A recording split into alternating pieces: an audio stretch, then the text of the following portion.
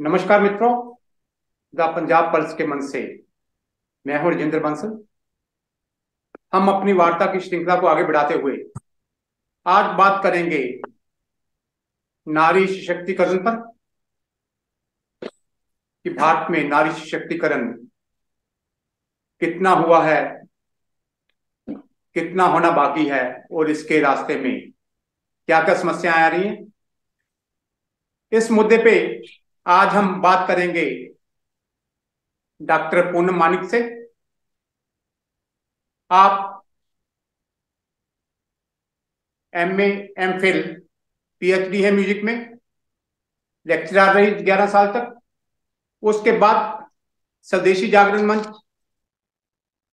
भारत तिब्बत सहयोग मंच, धर्म जागरण मंच, सामाजिक संस्थाओं में काम करती रही। इसके अलावा धार्मिक क्षेत्र में आप दिव्य ज्योति जागृत संस्थान से जुड़ी हुई हैं।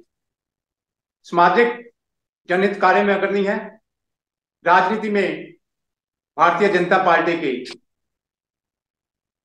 जिला अध्यक्ष रही बलाचौर की, और पीछे अभी इन्होंने जो एक चुनाव भी विधानसभा का लड़ा। इसके साथ ये अन्य भी हरियावल पंजाब रक्तदान आदि के कैंपों में बढ़ चढ़ के हिस्सा लेती हैं। तो मैं ये मानता हूं इन्होंने हर एक क्षेत्र में काम किया है, और निश्चित रूप से इन्हें महिलाओं के बारे में, नारी शक्ति के बारे में क्या क्या समस्याएं हैं, क्या क्या खासियत है, किसी भी आम व्यक्ति से जानकारी ज्यादा हो गई। मैडम पूनम मानिक जी, बहुत बहुत स्वागत है आपका आज के कार्यक्रम में। नमस्कार। नमस्कार, सभी को नमस्कार। वाहिगुरु जी का खालसा, वाहिगुरु जी की फतेह। जय श्री राम। डॉक्टर पूनम मानिक जी, हम नारी जी सर। सशक्तिकरण के ऊपर बात करें तो जी जैसा कि सर। हम जी सर। अक्सर देखते हैं, आज की भारतीय नारी रूढ़िवादिता की दहलीज को तोड़कर खुले आसमान में गा रही है, छा रही है। भारतीय नारी ने मेडिकल के क्षेत्र में, इंजीनियरिंग में, यहाँ तक कि हवाई जहाज के पायलट, फौज व राजनीति सहित विभिन्न क्षेत्रों में अपनी अमिट छाप छोड़ी है, जिसमें बड़ी बड़ी कंपनियों के उच्च पदों के साथ साथ भारत में प्रधानमंत्री व राष्ट्रपति के पद पर भी भारतीय नारी ने अपना पद ग्रहण किया है, उसको शोभित किया है। और वर्तमान में भी अगर मैं बात करूं, महामहिम द्रौपदी मुर्मू जी, जो कि आदिवासी समुदाय से उठ इस पद पर पहुंचना भारतीय नारी के शक्ति के उत्थान व सम्मान का सर्वोच्च उदाहरण है। इस लिहाज से भारत में आप नारी सशक्तिकरण के आंदोलन को किस प्रकार आंकती हैं? सबसे पहले तो मैं जी सभी को प्रणाम। आपको बहुत धन्यवाद कहना चाहती हूँ कि आपने मुझे ये मौका दिया जी कुछ करने का। हम इसको इंटरव्यू नहीं है, एक बातचीत ही कहेंगे कि हम अपनी नारी शक्ति के ऊपर कुछ बात करें। मैं नारी सशक्तिकरण के बारे में ये कहना चाहूंगी कि हाँ, ठीक है कि आज जो महिला है वो बहुत ऊपर बढ़ गई है, बहुत कुछ हो गया है। द्रौपदी मुर्मू जी तक पहुंच जाना बहुत बड़ी बात है। लेकिन हम आज के परिप्रेक्ष्य को अगर देखते हैं कि आज हमारी नारी शक्ति इतनी ऊपर चलेगी, लेकिन इसके पीछे के भी बहुत सारे कारण हैं। आज जी अगर कहते हैं ना कि अगर मेरिट है तो उसके पीछे डीमेरिट्स भी हैं। आज बालिका के लिए, महिला के लिए आज जो पेरेंट्स हैं वो बहुत ज्यादा जिम्मेदार हैं। उनको संस्कार देने के लिए उन्होंने आगे बढ़ाया है। आज हमारी बच्चियां हैं तो आज पेरेंट्स उनको पढ़ा रहे हैं, लिखा रहे हैं। आज आदिवासी समाज से अगर महिला आई हैं तो इसके पीछे उनके पेरेंट्स, उनके परिवार का बहुत बड़ा हाथ रहा होगा, है ना। जी अगर हम कल्पना चावला कहते हैं, सुनीता विलियम्स जी को कहते हैं कि वो तो अंतरिक्ष तक पहुंच गई, बहुत बहुत बढ़िया बात है। जी लेकिन अगर लेकिन इसके लिए मैं कहना चाहूंगी कि आज हमारे समाज में अगर ये सब कुछ हुआ है, लेकिन इसके साथ साथ बहुत बड़ी और घटनाएं भी हैं जो कि हो रही हैं। जी इसके लिए मैं बहुत कहना चाहूंगी महिला सशक्तिकरण के बारे में। कुछ महिलाओं के मैं नाम लेना चाहूंगी जिनको हम भूल गए हैं। जी उनको करना आज हमारे समाज के लिए बहुत जरूरी है। आज हमारी महिलाओं के लिए, बहनों के लिए, माताओं के लिए बहुत जरूरी है। हम बात करें वेदों की बात करें, पीछे जमाने की बात करें, जब महिलाएं होती थी, जब पढ़ाई लिखाई नहीं होती थी, हम ऐसा मानते हैं कि तब पढ़ाई लिखाई नहीं होती थी, जी महिलाओं को आगे नहीं पढ़ाया जाता था। लेकिन मैं जिन महिलाओं की बात कर रही हूँ, वो महिलाएं, जीजाबाई की बात करें, जी उन्होंने जीजाबाई, उन्होंने अपने बच्चों को ऐसे संस्कार दिए, उन्होंने बच्चों को ऐसे बनाया कि वो आने वाले योद्धा बने। अगर हम माता गुजरी की बात करें, उन्होंने क्या कहते हैं, पितामह को उनको दिए, अपने गुरु गोविंद सिंह जी के बच्चों को, जी शहीदों को, उन्होंने बच्चों, साहबजादों ने शहीदियां ली हैं, उन्होंने कुछ सिखाया, कुछ बढ़ाया, वो बच्चे बने। और हम एक महिला रही हैं, घोषा, घोषा नाम की एक महिला रही है, जो राजकन्या थी। राजकन्या रहते रहते उन्होंने ये बहुत सारे काम किए। उन्होंने कहा कि मैं देश के लिए काम करूंगी, मैं ये काम करूंगी। उस समय की मैं बात करी जब महिलाओं को बाहर नहीं निकलने दिया जाता था। हम ऐसा सोचते हैं, लेकिन ऐसा नहीं था। हमारी जो आज हमें पढ़ाया गया है, जो हमारे सिलेबस में, हमारे पाठ्यक्रम में हमें जो सिखाया गया, वो ऐसा नहीं है। अगर हम पीछे, बहुत पिछले जमाने में जाते हैं, भगवान राम के जमाने में जाते हैं, तब सीता पढ़ी लिखी थी, गार्गी पढ़ी लिखी थी। गार्गी ऐसी महिला थी जिन्होंने याज्ञवल्क्य और दोनों के बीच में संवाद हुआ, उनके ऊपर उपनिषद लिखे गए। लेकिन हमारे बच्चों को क्या पढ़ाया जाता है? हमारे बेटियों को पता ही नहीं है गार्गी कौन है, घोषा कौन है, गार्गी कौन है। महर्षि याज्ञवल्क्य के साथ उनका ऐसा संवाद हुआ कि उन्होंने फटकार लाया। अगर हम कालिदास की बात करते हैं, कालिदास जो एक शाखा पे बैठे हुए उसी वृक्ष को काटे जा रहे थे, तो उनको जब एक महिला की फटकार पड़ी, तो तब कुमार संभव, मेघदूत जैसे हमें ग्रंथ मिले। जी मतलब एक महिला का होना किसी भी व्यक्ति के पीछे कितना जरूरी है, या महिला को, महिला ने क्या क्या काम किए हैं, हम उनकी बात करते हैं। अगर हम लीलावती, लीलावती नाम की एक महिला हुई है, जिनको कि उन्होंने ग्रंथ लिख डाले, उनको, उनके ऊपर उनके पेरेंट्स ने गणित के ग्रंथ लिख डाले, गणित के नाम से उनको लीलावती ग्रंथ बना दिया, गणित का।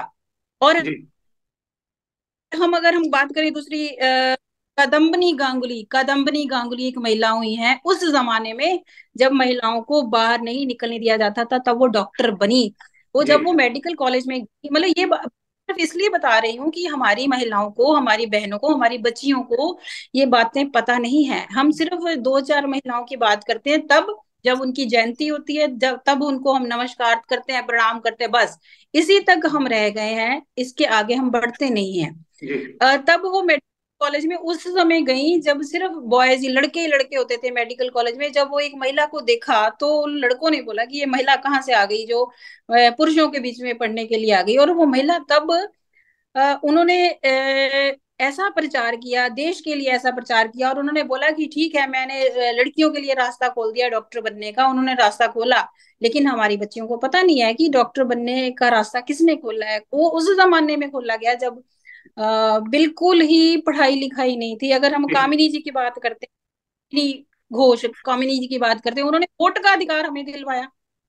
जी हमें पता ही नहीं, हमारी बच्चियों को क्या पता है कि हमें को वोट का अधिकार दिया। मतलब ऐसी ऐसी महिलाएं हमारी हुई हैं, लेकिन हम अपनी बच्चियों को बता नहीं सके हैं। आज जो हमारी, जैसे द्रौपदी मुर्मू की बात की हमने, वो उस समाज से आई है जहाँ पे पढ़ाई लिखाई नहीं थी, या पिछड़ा हुआ वर्ग हम उनको कहते थे, वहां से। तो हमारे लिए बड़े गौरव की बात है कि आज हमारी महिलाएं, हमारी बहनें यहाँ तक पहुंची हैं, और अब हम उनका अभिवादन करते हैं, हम अभिनंदन करते हैं, अपनी बच्चों को उनके बारे में बताते हैं कि आप भी ऐसे बने। तो जी मैं उन सबको बहुत बहुत प्रणाम करती हूँ। जी मैडम, मैंने भी जो ऊपर उदाहरण दिए, आपने भी बहुत से ऐतिहासिक उदाहरण दिए। क्योंकि हमारा जो जी। हिंदू समाज है, हमेशा रूढ़िवादिता को हम्म। तोड़कर आगे बढ़ता रहा है। जी। इतना सब कुछ होने पर हम्म। भी महिलाओं के प्रति हम्म। अत्याचार, अपराध आज भी हो रहे हैं। जैसे जी। पिछले दिनों में हम देखें, लिव इन स्टेटस में, हम्म। प्रेम प्रसंगों में, या प्रेम विवाह के मामलों में, जी।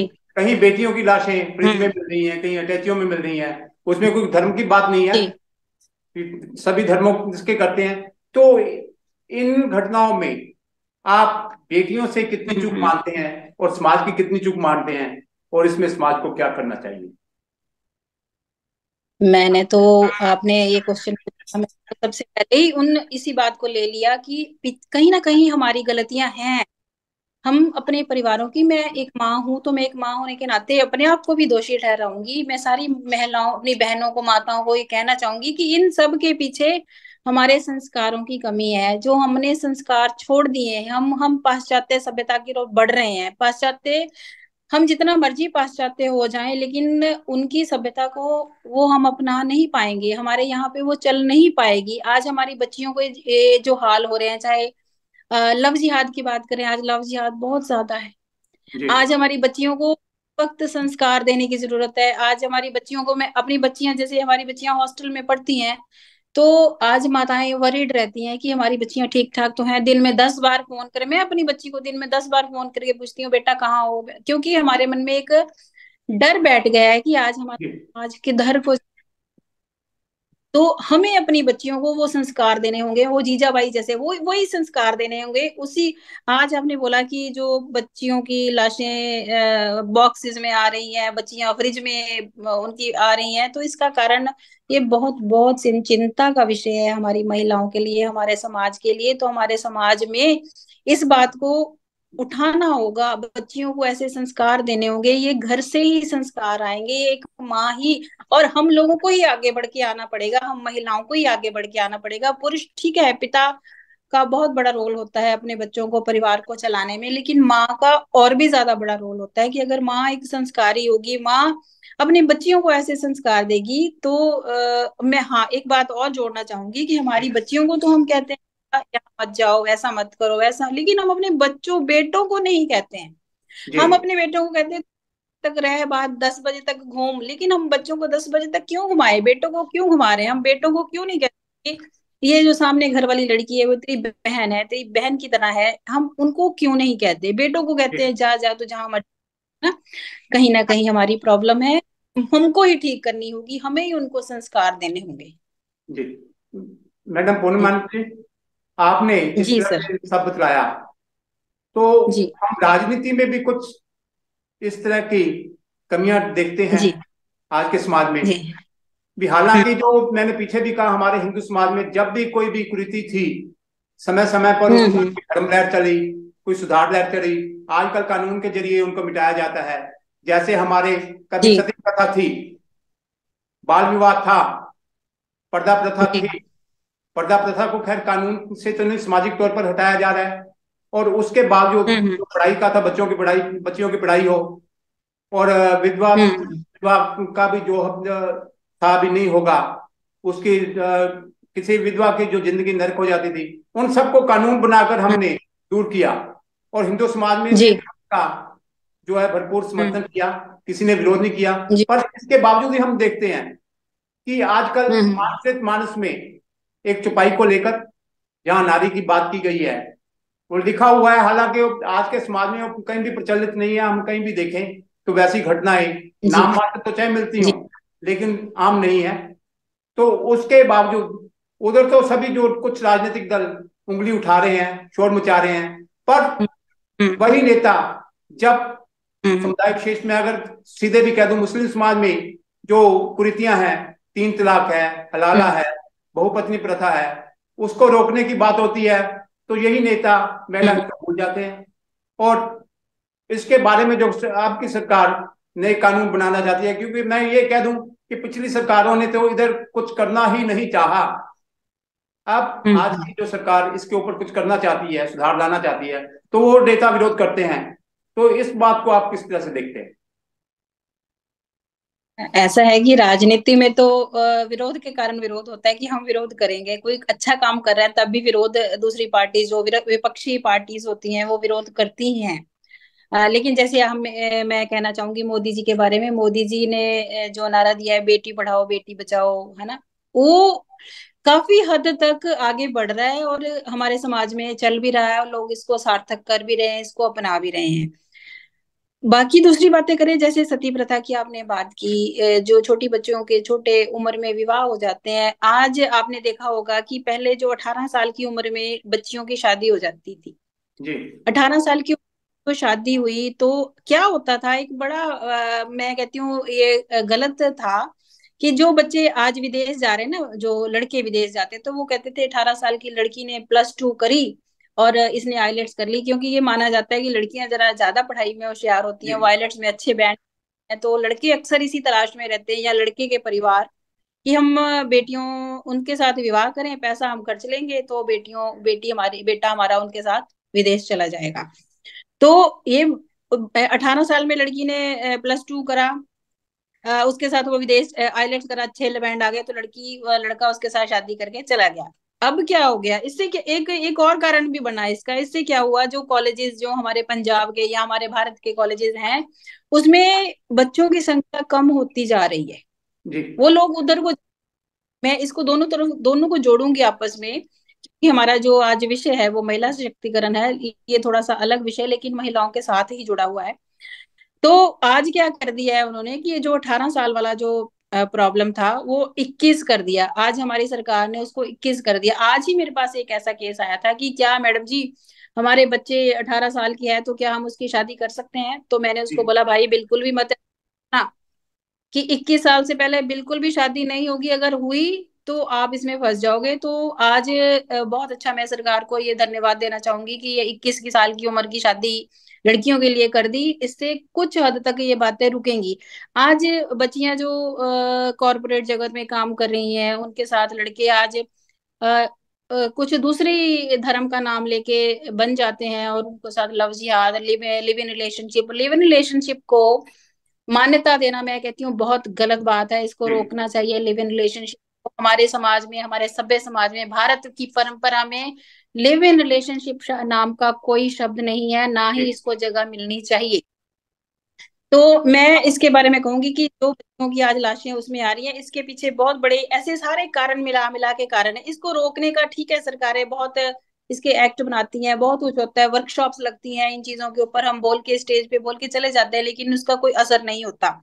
जी इसके असर के लिए हम बच्चों को शुरू से ही अपने ग्रंथ पढ़ाने चाहिए, वेद पढ़ाने चाहिए, गुरबानी पढ़ानी चाहिए। गुरबानी के अंदर आप देखेंगे तो गुरबानी में तो बहुत कुछ लिखा गया है अपनी बच्चियों के बारे में, महिलाओं के बारे में, महिलाओं के उत्थान के बारे में गुरबानी में बहुत बातें कही गई हैं, उनको शिक्षा दी गई है। तो ऐसी चीजें हमें घर से ही शुरुआत करनी चाहिए, और बच्चियों को उसके साथ अध्यात्म के साथ जुड़े रहना चाहिए उनको। अगर रामचरित मानस मानस की बात की आपने, एक पॉइंट रह गया, वो वाला आपने कहा कि आज जो बहुत चल रहा है, शूद्र गवार ढोल पशु नारी वाली, है ना, वही बात करें जी ना जी आप, जी जी कि बिल्कुल सब के अधिकारी, हाँ, तो ताड़न के अधिकारी पे बहुत ज्यादा चर्चा हो रही है। तो ताड़ना ताड़ना शब्द के बहुत बहुत अलग अलग अर्थ किए गए हैं। जी ताड़ना एक तो होता है पीटना, ढोल को पीट दिया, लोग इस तरफ ले जा रहे हैं इस बात को, लेकिन तब किस परिप्रेक्ष्य में ये लिखा गया होगा, जी जब भगवान भगवान सीता ये सब पढ़े लिखे थे, महिलाओं के उत्थान हो रहा था, तब कैसा लिखा गया होगा? ये कभी भी ऐसा नहीं हो सकता। ताड़ना का अर्थ होता है देखना, ताड़ना का अर्थ होता है उसको कुछ देना, कुछ शिक्षा देना, मतलब ये इन चीजों के लिए लिखा गया था। लेकिन आज जो पार्टीज हैं, जो लोग इसको ताड़ना को मतलब कि गलत ले रहे हैं, वो बिल्कुल गलत बात है। ताड़ना का मतलब होता है कि ये सब जो लोग हैं, इनके ऊपर अगर हम इनको देखेंगे, इनको सशक्त करेंगे। ताड़ना मीन्स देखना, इनके ऊपर दृष्टि रखी जाए इनको, क्योंकि ये चारों अनमोल रतन है, चारों पांचों अनमोल रतन है, इनको हम ऐसे खुला नहीं छोड़ सकते, इनको हम किसी के भी हवाले नहीं कर सकते, इनको हम सुरक्षित करें, इसके लिए जी ताड़ना कहा गया है।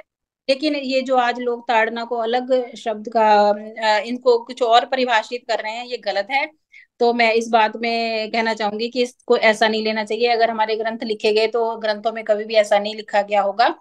तो आज हमारे जो प्रधानमंत्री जी, हमारी सरकारें जो कर रही हैं, लेकिन फिर से वही बात आए कि हमें बच्चियों को अपनी को अध्यात्म की तरफ लगाना चाहिए, हमें वेद ग्रंथों गुरबानी की शिक्षा देनी चाहिए शुरू से बच्चों को, तो तब वो शायद इन चीजों से बच सकेंगे। मैडम, एक बात इसमें से रहेगी, जो ये जी। यही राजनीतिक नेता जो हम्म। मुस्लिम समुदाय की महिलाओं के लिए जो उनकी प्रताड़ना जी। होती है, जो उनसे अन्याय होता है, उसके लिए जो कानून बनते हैं उसके लिए विरोध कर रहे हैं, हम्म। तो इसके जी। लिए किस तरह से सरकार को आगे आना चाहिए, मुस्लिम समाज को आगे आना चाहिए? आखिर बेटियां तो उनकी हम्म। हैं, और मुस्लिम महिलाओं को आगे जी। आना चाहिए, इसके बारे में आप क्या कहना चाहेंगे? हाँ देखो, जो मुस्लिम समाज में बहुत सारी ऐसी चीजें हैं कि जिसको ठीक करना चाहिए। जैसे अगर हम हलाला की बात करें, हमें तो जब हम मलाला या ऐसी चीजें सुनते हैं तो हमारे तो रोंगटे खड़े हो जाते हैं कि ये चीजें उस समाज में हो रही। आज उस समाज की महिलाएं भी इस चीज को रोकने की कोशिश कर, क्योंकि वो भी दुखी है, उनको भी एक अधिकार चाहिए, उनको भी सम्मान की जिंदगी चाहिए, उनको भी, उनको लगता है कि शायद हमारे जो दूसरे धर्म है, हिंदू धर्म है, सिख धर्म, जितने भी हमारे धर्म है, या उनमें महिलाओं को बहुत सम्मान मिलता है, तो उनमें उनको क्यों नहीं मिलता है। तो आज हमारी महिलाओं को भी वैसे तो वो आगे आ रही हैं। मैंने देखा मेरी बहुत सारी मुस्लिम बहनें जो मेरे मित्र हैं, मेरे साथ मेरी बहनें हैं, वो हमसे कई बार बात चर्चा करती हैं इस बात पे कि दीदी हमारे समाज में ऐसा होता है, तो आपके समाज में तो महिलाओं को बहुत इज्जत से देखा जाता है, शक्ति के रूप में देखा जाता है। तो मैं उनको हमेशा ये बात कहती हूँ कि हमारे समाज में तो जब यज्ञ होते तो महिला के बिना तो यज्ञ भी पूरे नहीं होते, महिला को जी साथ बैठना पड़ता है, तो अकेला पुरुष यज्ञ भी संपन्न नहीं करवा सकता। तो वो इस बात से खुश होती हैं कि अगर हम भी शायद इस धर्म में होते तो शायद हमारी भी बहुत इज्जत होती। तो मैं उन महिलाओं से कहना चाहूंगी कि उन महिलाओं को ही आगे आना चाहिए, उन महिलाओं को अपना इस बात को उठाना चाहिए कि ये जो हलाला, ये बहुत एक कुरीतियां हैं, गंदी कुरीतियां हैं, जिसको हम ठीक करें महिलाओं को, बहनों को इज्जत दिलवाने के लिए। और बहुत सारा ऐसा समाज हमारा जो क्या कहते हैं, ये नियम है, हमारे सरकारें भी बहुत कुछ इसके लिए कर रही हैं, लेकिन बात फिर धर्म पे या ऐसी चीजों पे आ जाती है जिसपे प्रश्न चिन्ह लगने शुरू हो जाते हैं, बहुत सारे कटाक्ष होने शुरू हो जाते हैं। तो ये खुद जब नारी जागृत होगी तो ये अपने आप होगा। मेरा ऐसा मानना है कि जब नारी जागृत होगी, वो खुद बहनें इस बात को उठाएंगी, तो अपने आप ही ये चीजें ठीक होंगी और महिलाओं को इज्जत मिलेगी, और मिलनी ही चाहिए। जी, आपने बहुत बढ़िया बात की भी, नारी के उठे बिना जिस पे जुल्म हो रहा है, जी। जब वो नहीं उठेगा जी। तो कोई दूसरा कुछ नहीं हाँ। कर सकेगा।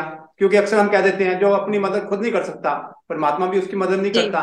और आखिरी सवाल मेरा, जी। जी। हिंदू मान्यताओं में विवाह को हाँ। 7 जन्मों का बंधन माना जाता है, और जी। माँ बाप भी अपनी बेटी के लिए अपनी हैसियत से योग्य वर की तलाश करते हैं और शादी करते हैं। पर हाँ। आजकल हमारे समाज की कुछ बेटियां जब किसी धर्म विशेष में शादी करती हैं तो उनके परिणाम ज्यादा ठीक हाँ। नहीं रहते, जिसको आजकल लव जिहाद का नाम दिया जाता है।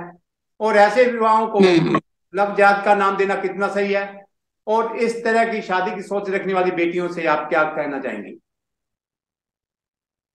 ऐसा है कि मैं अक्सर इस बात को देखती हूँ और मैं बहुत इस बात पे चिंता भी करती हूँ, मैं चिंतित होती हूँ। स्वाभाविक है कि एक माँ हूँ, एक महिला हूँ, बहन हूँ, तो मुझे इस बात की चिंता होगी। ऐसे ही मेरी जैसी माओ को, बहनों को, बेट जी सबको चिंता होगी, इस बात की चिंता करती होंगी, क्योंकि सबकी बच्चियां जब बड़ी हो जाती हैं तो उनको ये बात की चिंता होती है।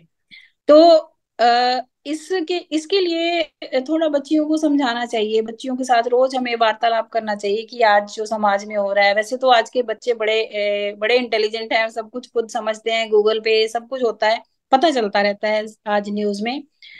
उन बच्चियों को बातचीत करके ये बताना चाहिए कि बेटा ये बात गलत है, इसको ठीक नहीं है, इसको ऐसा करना चाहिए, अपने समाज में ये चीजें नहीं है। बात फिर संस्कारों की आ जाती है, घूम फिर के हम चाहे कहीं से भी घूम लें, हमें फिर से वही होगा, अपने संस्कारों पे, अपनी संस्कृति पे आना होगा। सबसे बड़ी बात, हमें भारत की संस्कृति के ऊपर रहना होगा। भारत की संस्कृति हमारी कभी भी ऐसी नहीं रही, 2 विवाह 4 विवाह वाली ऐसी तो संस्कृति हमारी कभी हुई ही नहीं। जी तो हमें अपनी संस्कृति के साथ जुड़कर रहना होगा। अगर हम जड़ों के साथ जुड़ेंगे तो हम कभी भी इधर उधर नहीं भटकेंगे, और हमारे बच्चे भी कभी नहीं भटकेंगे। हमारी बहनें, हमारी बच्चियां हमारी धरोहर है, हमारी जी जिंदगी है, आभूषण है, हमारे गहने हैं। तो हम उन बच्चियों के साथ ऐसी बातें करते रहें। खास करके मैं पिता को कहना चाहूंगी कि पिता अपनी बच्चियों के साथ बात करें, अपनी बच्चियों के साथ बैठे, उनको एक जी संरक्षण दें, उनको बच्चियों को ऐसी सिक्योरिटी दें कि बेटा हम आपके साथ हैं। अगर आप कहीं भी जाते हो, कहीं भी पढ़ने, आज का माहौल ऐसा बन गया है कि बच्चियों को दूर दूर मेट्रो सिटीज में जाके जॉब करनी पड़ती है, या छोटे सिटीज में ऐसा कुछ है नहीं। तो उन बच्चियों की सुरक्षा के लिए उनका अपना सशक्त होना, अपना जागृत होना बहुत जरूरी है। जी, बहुत बहुत धन्यवाद जी। डॉक्टर पूनम जी। आपने जी। जी। काफी विस्तार से इन समस्याओं के समाधान के बारे में बतलाया, खाली समस्याओं को नहीं उठाया, उन पर समस्याओं के कारण को नहीं बतलाया, उनके समाधान भी बतलाए। जी। तो बहुत बहुत धन्यवाद। आशा है हमारे जी। जी। दर्शक इससे काफी प्रेरणा लेकर अपने घर को, अपने जी। समाज को और बेटियों को संभालने की कोशिश करेंगे। बहुत बहुत धन्यवाद। पंजाब पल्स के दर्शकों, जी। आपका मैं बहुत बहुत धन्यवाद।